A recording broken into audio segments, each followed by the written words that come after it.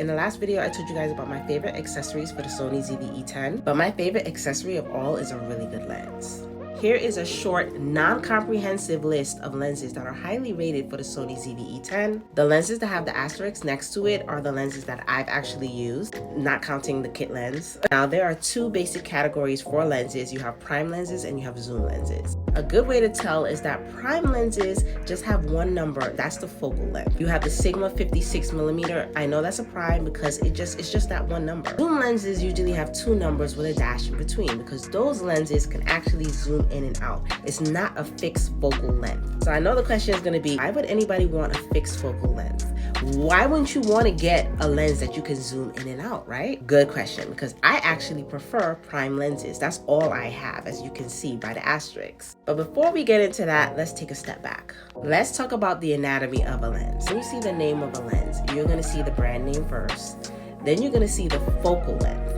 This particular lens has a focal length of 50mm. Now, the best, most simplest way that I could explain the focal length is basically how far that lens can see. Or how far does that lens have to be from the subject? Let's say I'm the subject, in order to get all of me into the frame. The higher the number, the further the lens has to be from the subject. So let's say with a 50mm lens, camera would have to be about 5 to 6 feet away, whereas an 11mm lens doesn't have to be that far to get all of the subject into the frame or into the picture.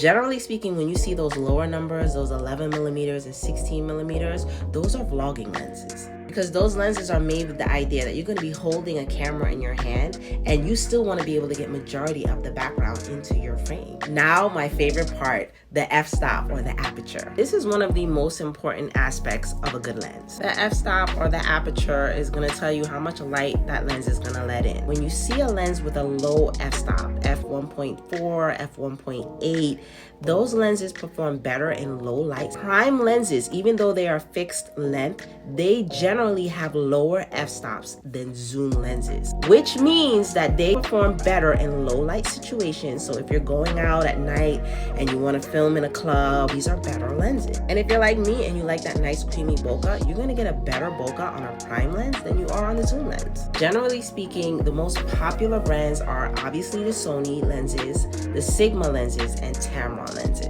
Sony lenses are highly rated and usually at the top of the list, especially when you're talking about Sony cameras. One of the things that I hear a lot in the community is that Sony lenses work really good with Sony cameras because it just works better with the Sony software. Next part, we're going to talk about camera settings and we're going to talk about the Mark II.